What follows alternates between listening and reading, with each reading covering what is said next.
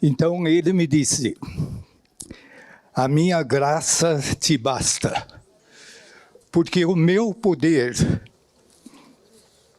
se aperfeiçoa na fraqueza. De boa vontade, pois, me gloriarei na fraqueza, para que o poder de Deus seja visto em mim. Antes de entrar no texto que me foi dado para hoje de manhã, permitam que eu dou uma pequena retrospectiva. 23 anos atrás, fiquei chocado com uma estatística que disse que de 10 líderes evangélicos, apenas 2 terminam bem a sua carreira de fé. Aí estudei a Bíblia e vi que os reis de Judá têm mais ou menos a mesma estatística. Fiquei mais preocupado ainda. E aí vi a obra destruidora de Satanás na vida da equipe, nossa equipe, e de líderes evangélicos que conhecia e disse: Senhor, será que algo pode ser feito para parar esse tipo de estatística? Na época eu era o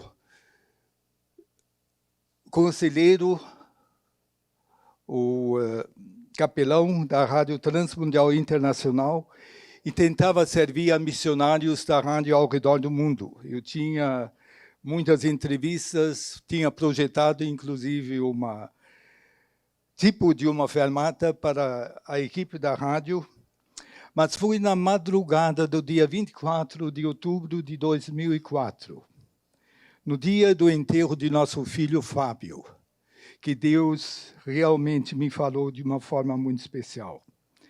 Naquela madrugada, de coração partido, pensando naquele filho, jovem pastor, que tão inesperadamente nos deixou, a sua esposa, filhinho de 1 ano, eu pensei como que ele terminou, e verifiquei que realmente ele terminou bem. No culto de memória, o pastorzinho da igreja, Gary, ele disse: eu perdi meu filho, eu perdi meu amigo, eu perdi um servo exemplar, eu perdi meu braço direito. Sim, Fábio terminou bem. E apesar de ser tão terrível aquela dor, fui naquela madrugada, no escuro, que eu tive que aplaudir ao meu filho. Fábio, você terminou bem. E foi naquele instante que Deus falou: Edmundo, você precisa terminar bem. Eu disse: Senhor, eu quero terminar bem.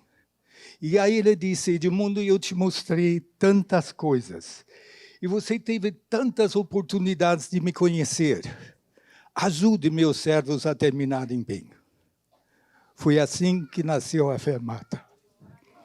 A Fermata, um momento, uma clínica para pastores, suas esposas, para líderes,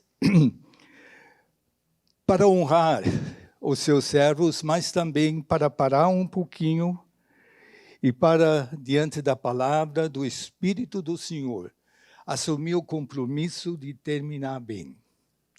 Fermata. Em fevereiro de 2004, a primeira fermata se realizou lá em Luiz Eduardo, na Bahia.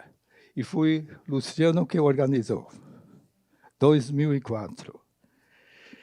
Meu plano era de terminar 100 fermatas e depois passar o bastão. 5 anos e meio atrás foi a hora. E Luciano assumiu.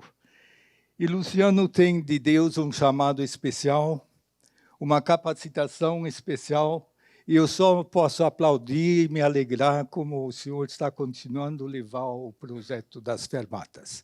A obra é dele, toda a honra é dele. Nós realmente só somos batatinhas pequenas, né? Sem ele não somos nada. A ele toda a honra. Eu louvo ao Senhor pela oportunidade de estar aqui. Me desculpem assim de dar tanto trabalho para vocês até chegar, mas os portões de Curitiba são de ferro, e um deles caiu na minha cabeça na sexta-feira.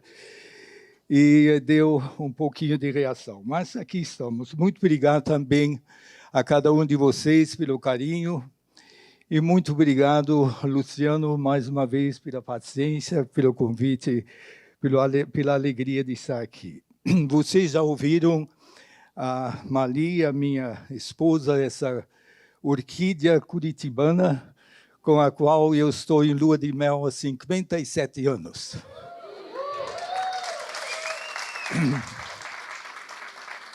Ela falou sobre sinceridade. Eu acho que vocês ouviram de Itamir falar sobre generosidade. E Israel sobre abundância, certo? Meu tema hoje é igualdade. Como equilibrar abundância e necessidade para que haja igualdade. E o nosso texto é 2 Coríntios, capítulo 8, versículos 13 e 14. E se vocês gostariam de ler juntos, vamos ler juntos? Porque não é para que os outros tenham alívio e vós aperto, mas para a igualdade. Nesse tempo presente, a vossa abundância supra a falta dos outros, para que também a sua abundância supra a vossa falta e haja igualdade. Como está escrito, que muito colheu, não teve demais, e o que pouco, não teve falta. Irmãos, fé e boas obras são gêmeos nascidos do mesmo Espírito de Deus, cujo fruto é amor. A igreja em Jerusalém estava passando um tempo de extrema necessidade. Paulo está mobilizando os crentes da Europa para aliviarem essa necessidade financeiramente. Paulo escreveu da Macedônia, do norte de Corinto. Corinto ficava a mais de 1.050 quilômetros de Atenas. E ele tinha acompanhado uma ação comovente na igreja da Macedônia. Ele diz que de sua profunda pobreza transbordou em riqueza e generosidade. De suas posses deram voluntariamente. Nós perguntamos o que motivou a igreja da Macedônia a uma ação tão sacrificial. Como é possível que, em vez de segurar o pouco que tinham, estavam prontos a compartilhar com pessoas que nunca viram e talvez nunca iriam encontrar? Eu acho a única resposta, talvez, é que em Macedônia aconteceu algo semelhante ao que aconteceu também lá em Jerusalém anos antes. O que aconteceu em Jerusalém? No ano 33, 50 dias depois da Páscoa. Eles estavam juntos, orando, quando Deus mandou o Espírito Santo. Sim, Macedônia também tinha esse Espírito Santo. E vamos olhar um pouquinho mais para Jerusalém. Quando Deus mandou o Espírito Santo, ele inaugurou a época da igreja.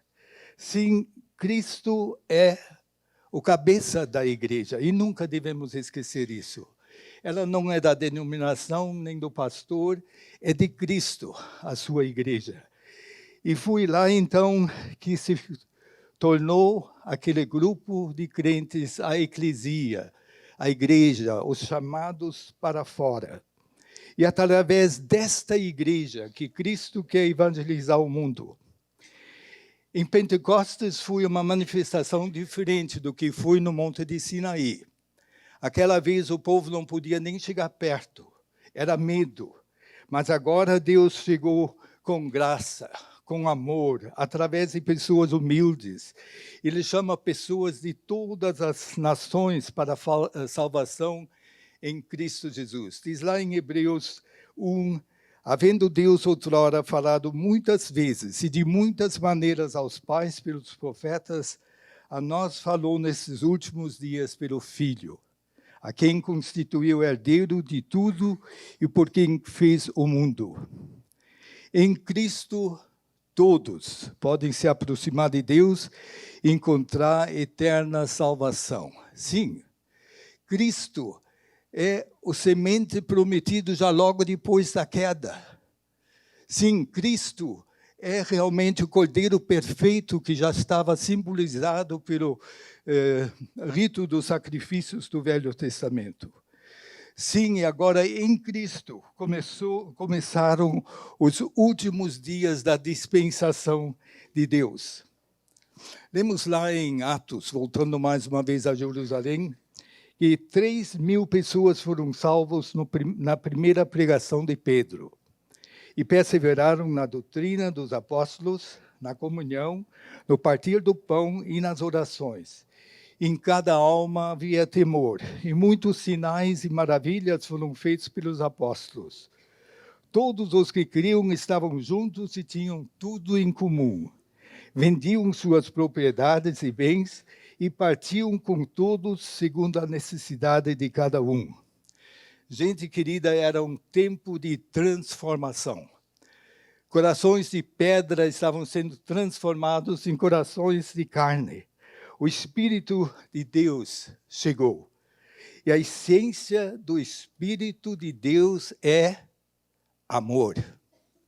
A essência do Espírito de Deus é amor, ágape, amor divino que se doa, amor incondicional que é fiel no agir. Em Jerusalém era tempo do primeiro amor. A igreja da Macedônia ainda tinha esse primeiro amor. E lemos pedindo com muitos rogos o privilégio de participarem desse serviço que se fazia para com os santos. E fizeram isso da ordem certa, diz assim: a si mesmos se deram primeiramente ao Senhor. E depois, a nós, Paulo diz, pela vontade de Deus. Agora, Paulo está desafiando a igreja de Corinto para seguir este exemplo. Agora, Corinto estava numa cidade relativamente rica, mas cheio de idolatria e de distrações. E nós perguntamos, será? Será que seriam ainda movidos pelo mesmo Espírito Santo? Ou será que já aconteceu a deriva histórica, quando fica apenas a forma, mas já se foi a essência? Paulo teve que lembrá-los do exemplo máximo, quando ele disse: pois já conheceis a graça de nosso Senhor Jesus Cristo, que sendo rico, por amor de vós se fez pobre, para que pela sua pobreza vos tornasseis ricos.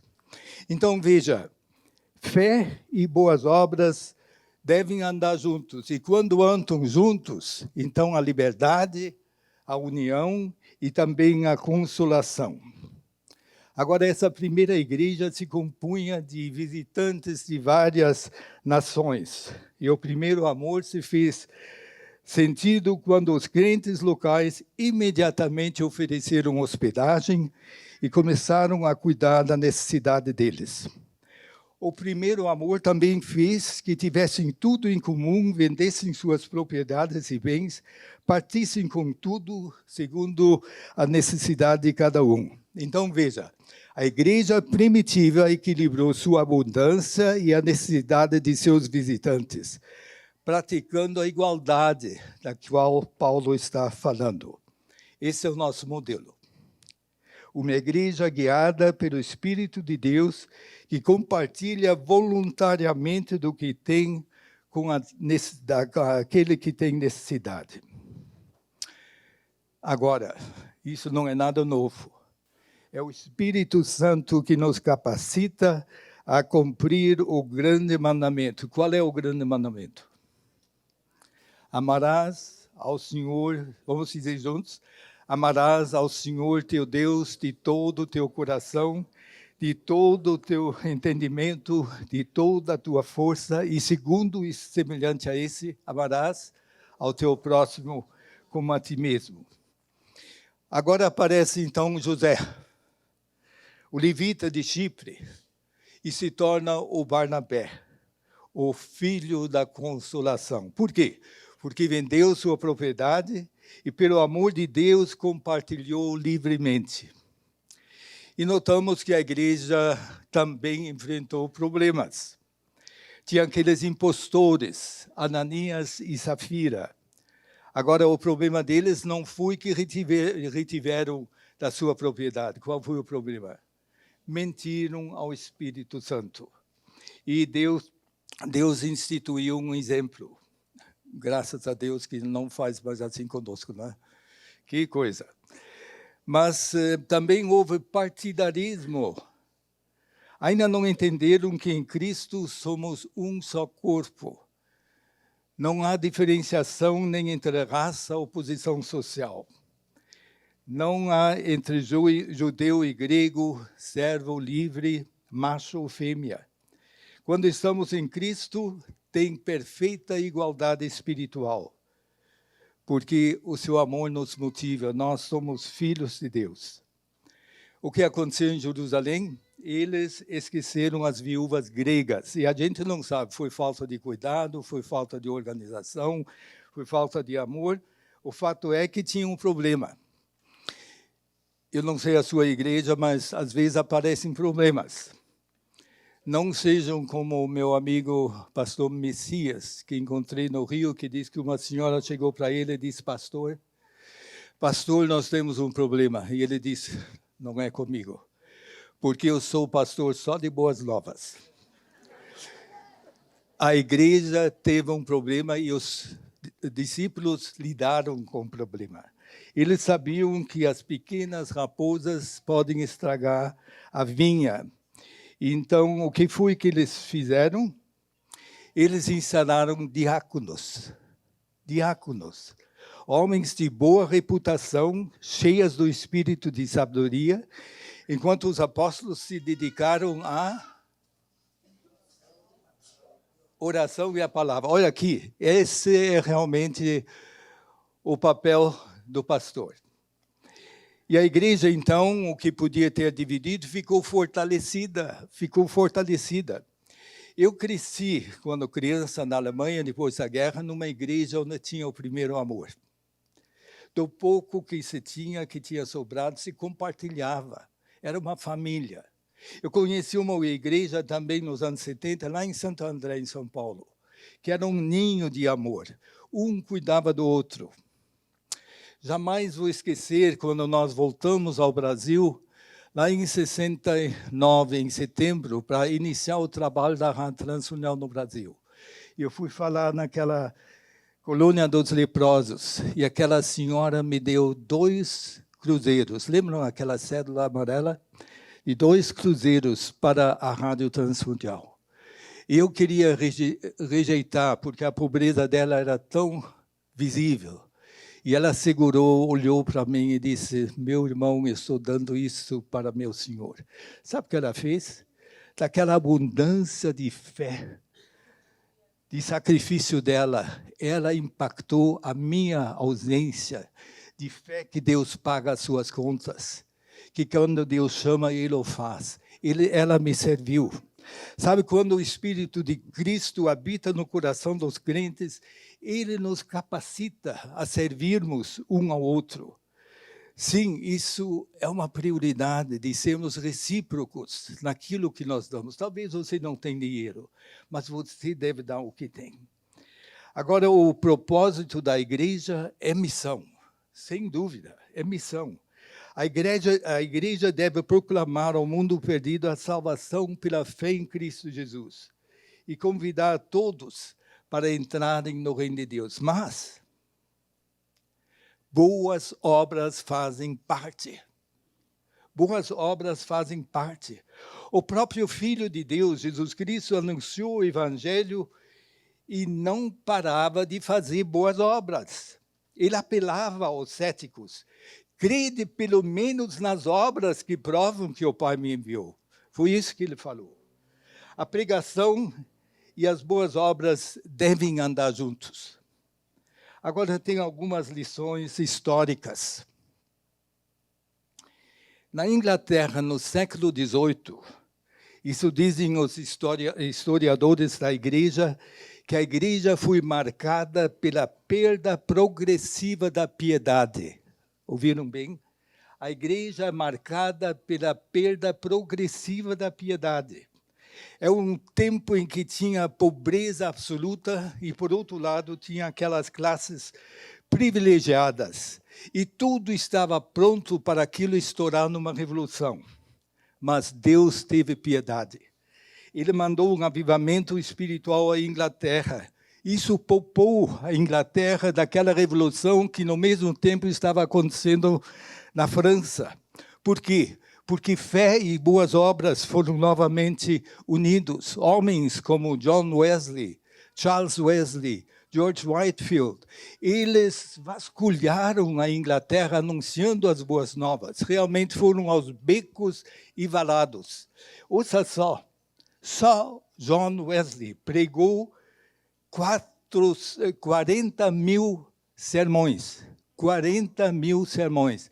Ele, a cavalo, foi 400 mil quilômetros. A cavalo. Eles realmente foram aos becos e valados. Eram motivados pelo primeiro amor.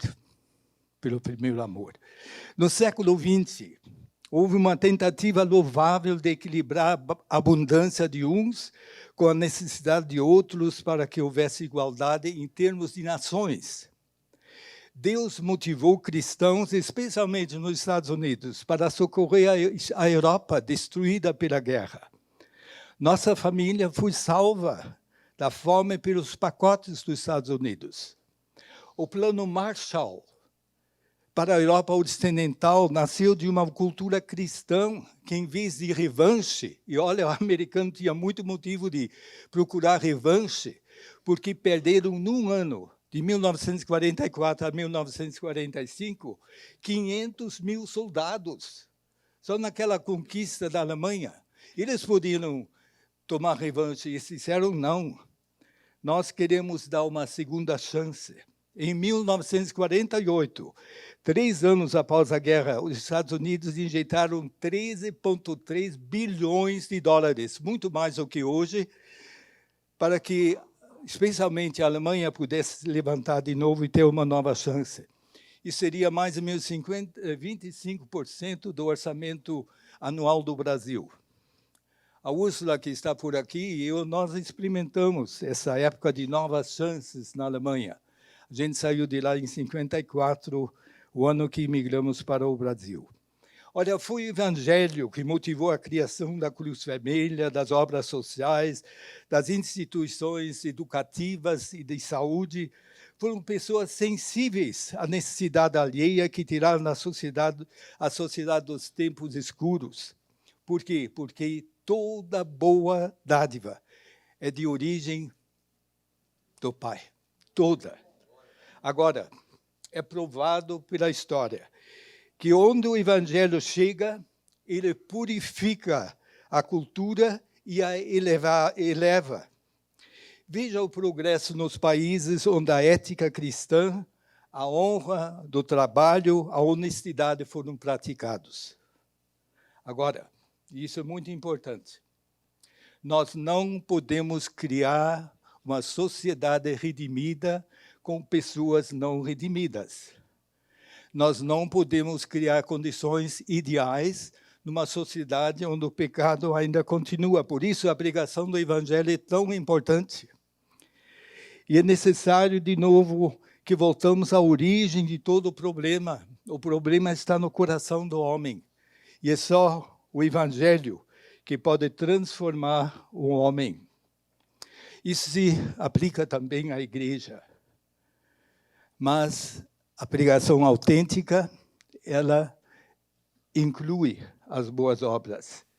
Então, esta igualdade da qual Paulo está falando só é possível quando realmente o amor de Deus é o árbitro. Quando ele está realmente dirigindo. E essa igualdade só pode ser alcançada quando o Senhor age no coração de cada um, que ele criou tanto o pobre como o rico. É uma ação voluntária, movida pelo amor. E quem dá, não despreza aquele que recebe. E quem está em necessidade, jamais exige, porque ambos sabem que são administradores na mão de Deus. Agora, inveja, preguiça não tem lugar, nem de se aproveitar ou de manipular, mas gratidão.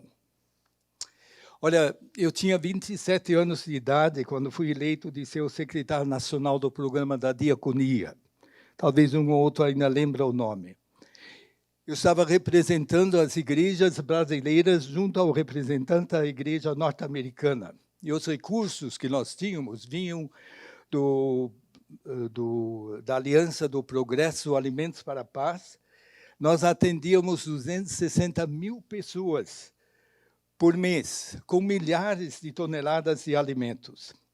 Agora, o meu desejo era de transformar um programa que tinha sido só um programa assistencialista em um programa de autoajuda. Eu viajava ao Brasil, encorajando igrejas a abrir as portas, oferecer aos necessitados cursos de alfabetização, de corte e costura, puericultura, prendas domésticas, cursos profissionalizantes, capacitando os pobres a redescobrirem a sua dignidade e saírem da miséria. Sabe que fiz uma descoberta? A igreja brasileira, em geral, não tinha mais diáconos. Diáconos de boa reputação, cheios do Espírito e de sabedoria, que nem a igreja de Jerusalém. Claro que os pastores não podiam fazer isso sozinhos. Deles é o ministério da palavra e oração. Boas obras, ação social, não fazia parte do programa das igrejas. Estava muito decepcionado. Porque, na mesma época, nós estávamos atendendo outras instituições. E sabe uma coisa? Os espíritas são muito melhores em fazer boas obras do que nós.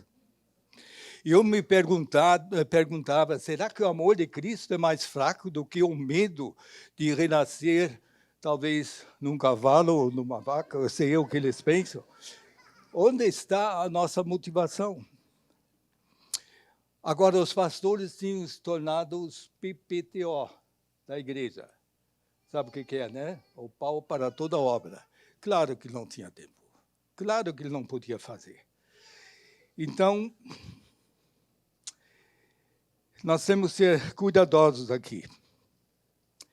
Paulo foi cuidadoso. Paulo foi muito cuidadoso.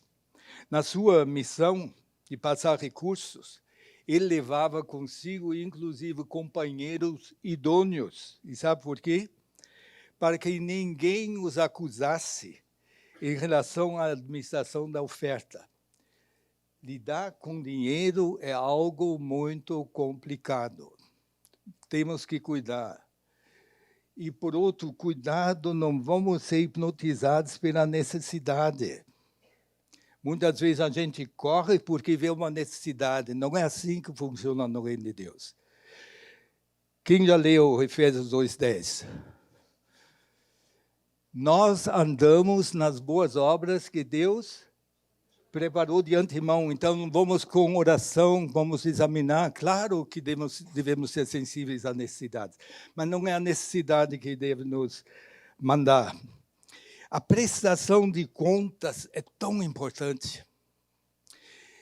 Sem dúvida, nas fermatas, vocês aprenderam as 7 razões por que líderes cristãos não terminam bem. E 2 deles, que realmente ressaltam, são como lidar com o sexo oposto e o outro, como lidar com finanças. Então, vamos cuidar dessa parte. Billy Graham estava muito consciente dessa questão. Ele nunca estaria reunido com uma mulher estranha sozinho. Boa reputação. Ele entrava num hotel, a primeira coisa que desligava era a televisão. Eu faço a mesma coisa. Eu não vejo televisão. Quanto servo de Deus já caiu aí? Mas as finanças eram outro assunto muito importante. Imagina aquelas evangelizações mundiais, quanto dinheiro não entrava. Ele criou uma organização que funciona até agora, que é o Evangelical Council de Fiscal Accountability, que é o Conselho Evangélico de Responsabilidade Financeira.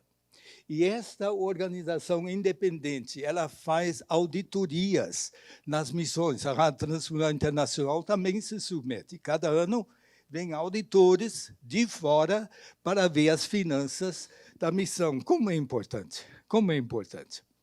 Mas vamos voltar a Jerusalém.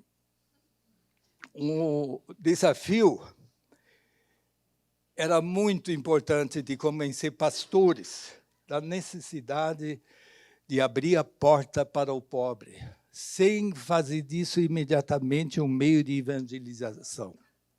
Sei de uma igreja lá em Espírito Santo que usava os alimentos para distribuição depois da escola dominical.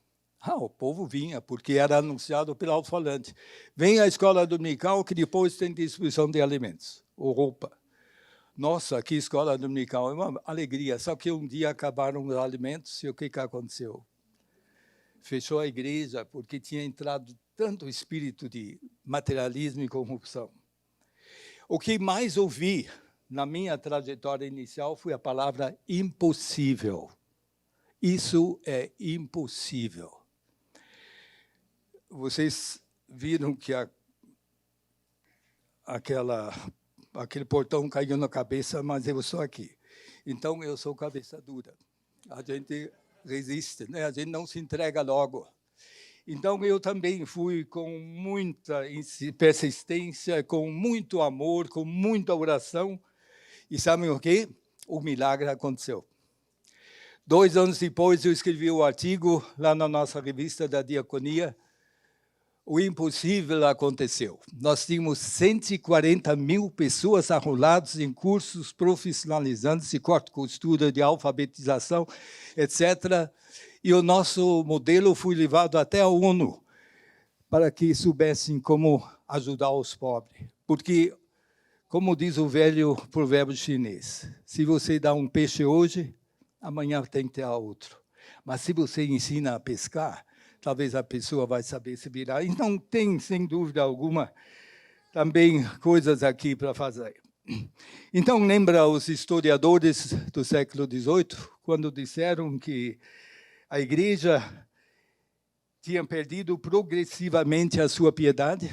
Que não seja falado isso de nós, gente querida.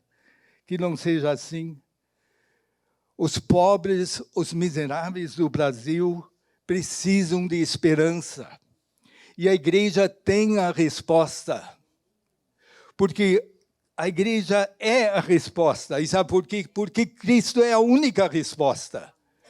Agora, Cristo não tem só boca, ele tem mão, ele tem pé, ele abraça, ele carrega.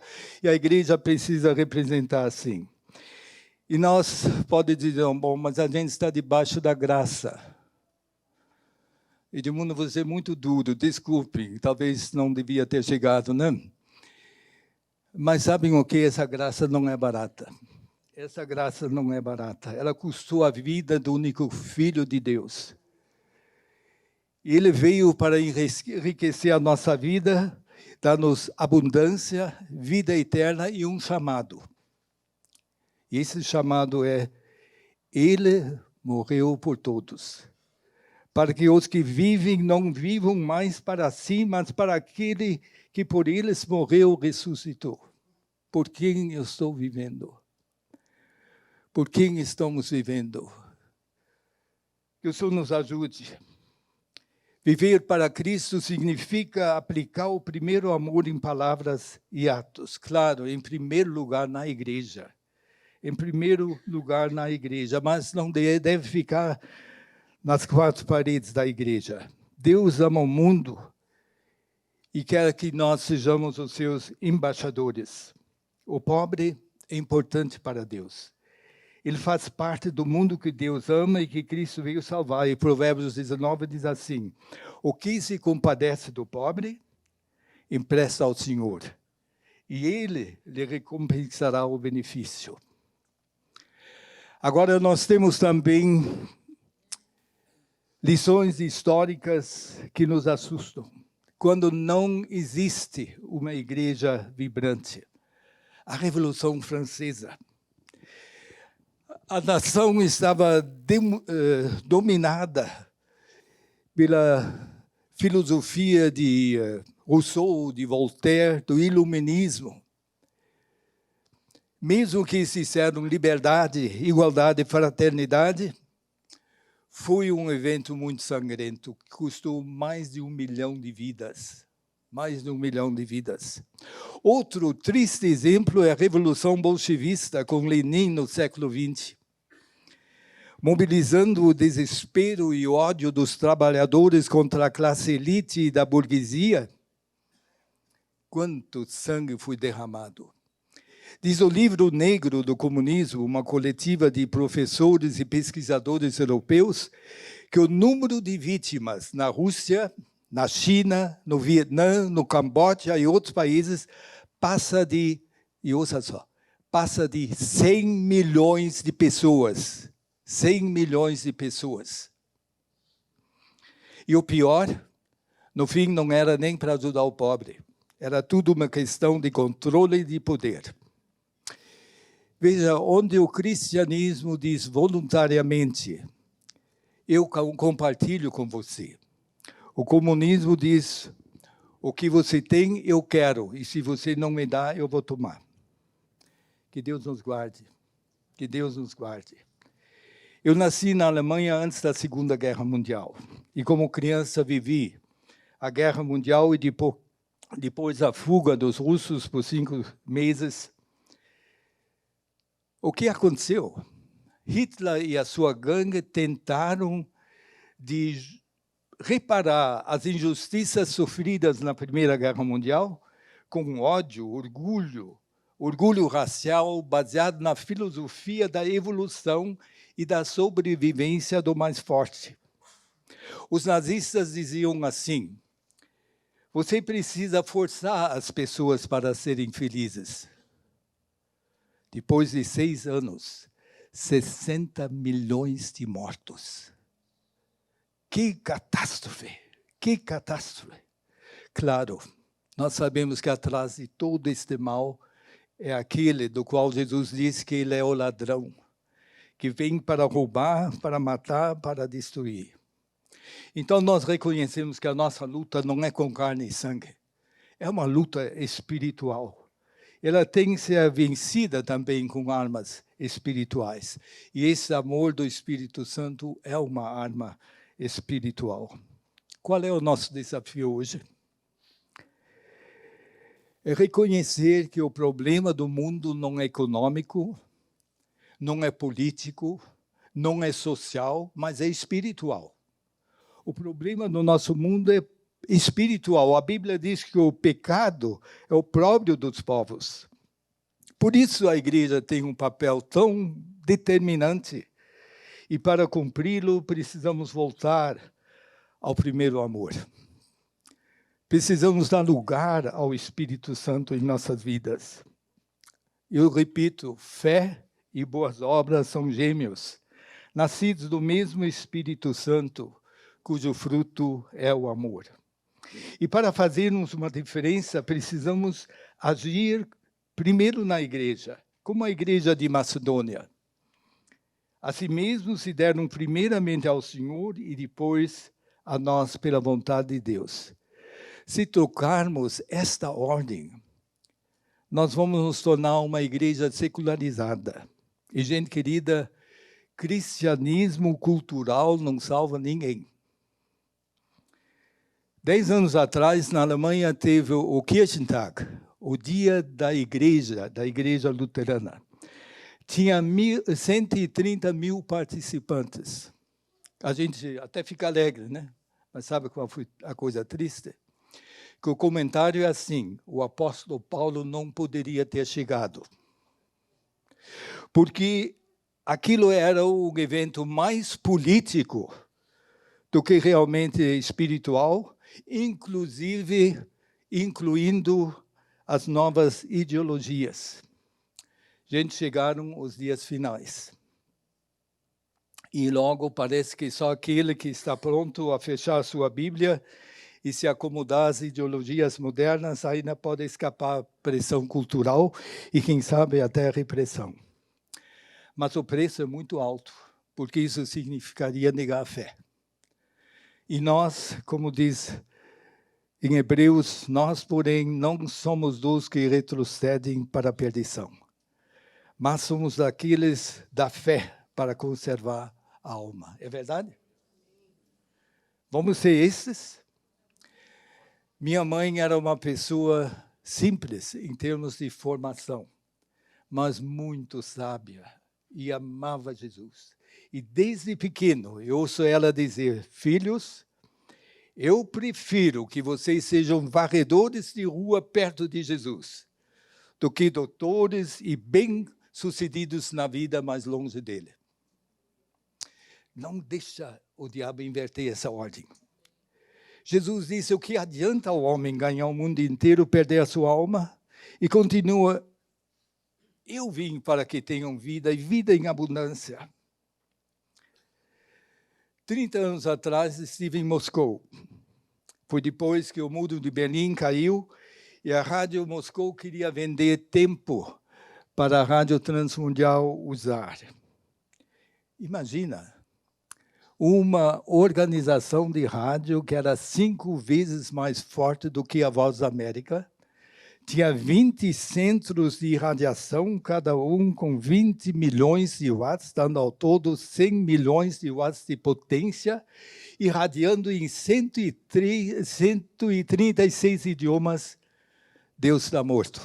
E agora eles queriam que a Rádio Transmundial usasse os seus transmissores. Eu lembro o Sr. Ivanchi, chefe técnico. Durante o almoço, quando estava ele, Mr. Tito, diretor da rádio, o meu tradutor, Nick Siemens e eu, e ele disse para mim, assim, olhando sobre a mesa: você sabe por que o comunismo caiu? Eu queria saber. Ele disse: por 2 motivos. O primeiro, o comunismo não reconheceu que existe uma justiça eterna. Ele podia ter dito Deus, né? Segundo, porque o comunismo não respondeu à pergunta: o que vem após a morte? Gente, que portão aberto para falar o Evangelho. No dia seguinte, eu tive 1 hora com os 2 homens para explicar o plano de salvação.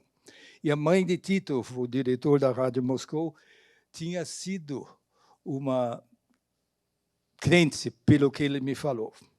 Mas então, olha, aí tinha uma hora que o Mr. Batushkin, que era do Ministério de Comunicação, me levou para uma sala, que era a sala de estratégia deles, e mostrou um globo mundial, deixa eu ver, até aqui acho que é mais de 2 metros de altura, e me levou e olhou para uma área do mundo lá na Ásia Central, onde tinha conflitos étnicos, e disse assim para mim: nós precisamos da sua mensagem aqui.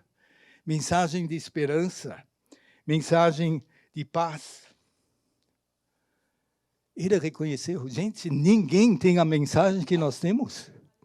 Nós temos o único nome. Mas precisamos aprender de unir as 2 coisas. Mesmo Tiago fala que a fé é aperfeiçoada pelas obras, precisam as 2 coisas juntas. Um tema desse é justificado e igualdade. Agora, Paulo sabia disso. Por isso ele disse: eu não me envergonho do Evangelho. É o poder de Deus para a salvação de todo aquele que crê. Graças a Deus, hoje a Rádio Transmundial irradia em mais de 300 idiomas essa mensagem ao mundo. 80% da população mundial está sendo alcançado. Na eternidade nós vamos colher o fruto. Mas graças a Deus também pela Rádio Transmundial do Brasil. Que orgulho de voltar depois desses anos e de ver essa equipe dedicada, esses mais de 50 estações transmissoras que estão usando programas, o internet e tantas outras obras. Gente querida, Deus está nos dando ferramentas. E obrigado que essa Fermata e Rádio Transmundial e Ministério de Homens está tudo se unindo para que possamos aproveitar bem o tempo e fazer o que é necessário. O nosso desafio hoje é voltar ao primeiro amor. Vocês sabem qual é a igreja lá em Apocalipse, né? Que tinha tudo funcionando. Estava muito bem. Mas faltou o primeiro amor. Era essa igreja, Éfeso, que Paulo está tentando apelar, né? Para que eles possam realmente ajudar nessa obra. Você lembra o dia em que você aceitou Jesus? Quem aceitou Jesus assim, debaixo de 10 anos? Levanta uma vez a mão. Obrigado. De 10 a 15 anos. Quase igual, mas menos. E de 15 anos para cima. Amém, amém, amém. E sabe uma coisa? Só no Brasil é assim. Que aqueles de 15 anos para cima são a maioria. E sabe por quê? Porque nós ainda somos um país missionário. Muitos de vocês não vêm de uma tradição evangélica. O evangelho veio mais tarde. Isso é muito bom, porque possivelmente o primeiro amor ainda está lá, a chama ainda está acesa. Mas cuidado, cuidado, você também carrega uma bagagem que outros não carregam. Não deixa de resolver essa bagagem, senão vai apagar o amor logo na frente. Por isso, às vezes, a porta de entrada da igreja e a saída é do mesmo tamanho, porque o povo não consegue realmente assumir aquela transformação de Cristo que Ele faz na nossa vida para que possamos crescer. Eles ficam só naquela parte. Então, veja, como podemos voltar a esse primeiro amor? Como podemos voltar a esse primeiro amor? Sabe, eu notei que a guerra, por terrível que ela foi, meu pai também nunca voltou. Ele era um soldado na guerra. Mas ela fez uma coisa para o povo alemão. Ele acordou o povo alemão. E depois da guerra, as igrejas estavam cheias.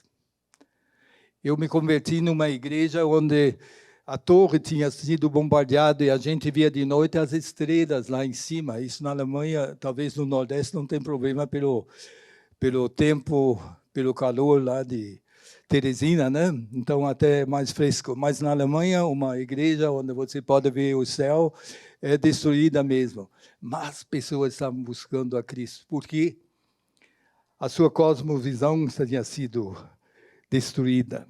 Durante aquela fuga, eu também aprendi uma outra coisa, que no corpo de Cristo nós somos responsáveis uns pelos outros. Se alguém tem ainda dinheiro sobrando e vai assumir esse livro aqui, tem um capítulo que fala de anjos disfarçados.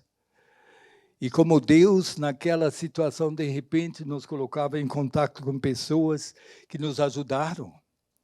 E normalmente eram crentes, pessoas que compartilhavam do pouco que tinham. Eu lembro de uma vez, quando nós estávamos na estação de trem, e eles disseram, agora deu o toque de recolher, e a minha mãe estava lá com 4 crianças. O mais velho com 8, a menor, a Úrsula, na época acho que estava com 10 meses. Onde ir? E ela foi à rua e disse, senhor, onde vou? E tinha um homem que estava puxando um carro de mão. E ela disse, por favor, o senhor sabe onde eu posso achar abrigo? E o homem olhou para ela e disse, me segue. E nós fomos seguindo aquele carrinho. Chegamos até a casa dele, que não tinha sido bombardeado. Ele nos deixou entrar, tinha um quarto onde podíamos sentar, ficar. Aí chegamos à mesa, ele tinha casquinha de batata para jantar, pouquinho. E disse, nós conhecemos Jesus, vamos orar. E a minha mãe chorou, porque era tão evidente. Era um dos vários. Leia, você vai contar. Mas Deus é real, Deus é real. E depois eu vi na vida dela, depois quando a gente já tinha um pouco de comida, ela fazia pacotes para mandar para aqueles crentes lá na Alemanha Oriental que não tinham o que comer. Estava compartilhando para que houvesse igualdade. Sem dúvida, quando o primeiro amor sair, a coisa acontece. Nunca vou esquecer, e que alegria estar numa fermata que existe só porque essa igualdade em Cristo está sendo praticada. Porque existem irmãos que nem estão conosco, mas que sabem da importância desse evento e estão investindo. Eu lembro uma fermata lá em Patos, na Paraíba. Primeiro, no início, tinha uns pastores lá que estavam assim, de orelha de pé, desconfiando. O que será isso? Está de graça? O que eles estão querendo da gente? Um pastor batista, pastor Francisco, lembro dele, veio depois e disse, Eu confesso, eu não acreditava. Mas aquela irmã, eu não lembro se foi a esposa dele ou de um outro pastor, veio para mim olhando e disse, eu não posso acreditar que existem irmãos de longe que não me conhecem. Estão investindo para o meu bem espiritual. É a fermata. Nós estamos vivendo realmente esta realidade. Mas, gente, o desafio é de voltarmos ao primeiro amor. Quando nós lemos a palavra de Jesus, o novo mandamento, qual é? Amai-vos uns aos outros. Nisso conhecerão todos que sois meus discípulos, se vos amardes uns aos outros. É muito fácil amar um Luciano, né? Quem não ama Luciano? Ainda mais se ele paga a conta. Gente, mas amar um ao outro é um pouco mais do que isso. Muitas vezes a gente não é amável. É a minha chance de ter casado com a Mali, né? Por isso ficou aquela maravilha. Mas ela chama isso o jeito da madeira, né? Quando a coisa está um pouco difícil do meu lado, não do dela. Ela é perfeita, mas eu ainda estou aprendendo. Mas, gente, temos que aprender de novo. Amar um ao outro. Nisso conhecerão todos que sois meus discípulos, se tiverdes amor uns aos outros. Porque praticar o amor na igreja é o melhor método de evangelismo. É? Sim, é. Porque pelas obras a fé é aperfeiçoada e esse amor deve ser prático. E Tiago disse, se teu irmão estiver nu e tiver falta de mantimento cotidiano e alguém disser, ide em paz, apacentai-vos, fartai-vos, mas não lhe derdes as coisas necessárias para o corpo, que proveita nisso? Estamos no mundo, mas não no mundo. Mas nós precisamos ser o sal e a luz. E aqui, veja, um princípio. A luz que brilha mais forte em casa, também brilha mais longe. A luz que brilha mais forte em casa, também brilha mais longe. Se nós formos uma igreja que pratica de fato isso aqui, o mundo vai notar. As portas vão se abrir. Não vai ser o nosso caminhão de alto-falante que precisa convidar a igreja, porque as pessoas vão bater na porta, dizer, eu quero o que você tem. Então, veja, esse é o nosso desafio. Abrir o coração, atender quando Jesus bate. Eu imagino que ele bateu nesses dias, talvez está batendo agora. E se você é de Cristo, ele não está mais batendo de fora, está batendo de dentro. Está dizendo, abre, me deixa ir com você no teu dia a dia. Me deixa falar em seu lugar, me deixa fazer, porque isso é o que Paulo diz, não mais vivo eu, Cristo vive. Deixa eu ser realmente aquele que lidera. Nós vamos dizer, sim, claro, estou crucificado com Cristo. Não vivo mais eu, Cristo vive em mim. E se tem alguma coisa na nossa vida que realmente atrai outros, é porque nós nos tornamos transparentes para o Cristo que está vivendo em nós. Estamos prontos para avaliar? Talvez precise de uma atitude nova, né? Quero fazer uma coisa e espero que a Mari vai me perdoar, que eu vou falar um pouco dela. Em fevereiro do ano passado, nós estivemos juntos numa reunião do Conselho Diretor da Associação Mulheres Cristãs na Mídia, em Dallas, Texas. Nós moramos nos Estados Unidos. Por meses, a presidente dessa organização tinha chamado a Mali, conversado com ela, querendo convencê-la de que ela era a pessoa certa para começar um ramo de ação social nesta organização. Mali primeiro disse, você nem me conhece. Ah, mas eu ouvi de você. Mas eu já sou aposentado. Ah, mas não faz mal. Moisés também, com 80 anos, começou. Então, não tinha jeito. Mas o que nos atraiu desde o início nessa organização foi o fato que eles têm um movimento de oração semanal muito forte. Então, nós não podíamos só dizer não. E a gente acabou indo lá. E lá estava, então, agora, a cúpula, e a Mali tinha que dar a resposta. Eu nunca vou esquecer a Mali olhando para mim, com aquele olhar profundo, ao mesmo tempo também um olhar assim, cheio de emoção, e dizendo: Edmundo, se eu digo não, eu sinto que estou dizendo não ao Senhor. E ela disse sim. Ela disse sim, 78 anos. Começar um trabalho novo. E olha, gente querida, impressionante o que aconteceu. Deixa eu voltar aquele sim dela, que parece, eu já chamei várias vezes, a Mali tem uma obediência insana. Mas sabe uma coisa? Paulo falou disso também, né? Ele diz assim, se enlouquecemos, é para o Senhor que enlouquecemos. Porque o Senhor não funciona só na lógica.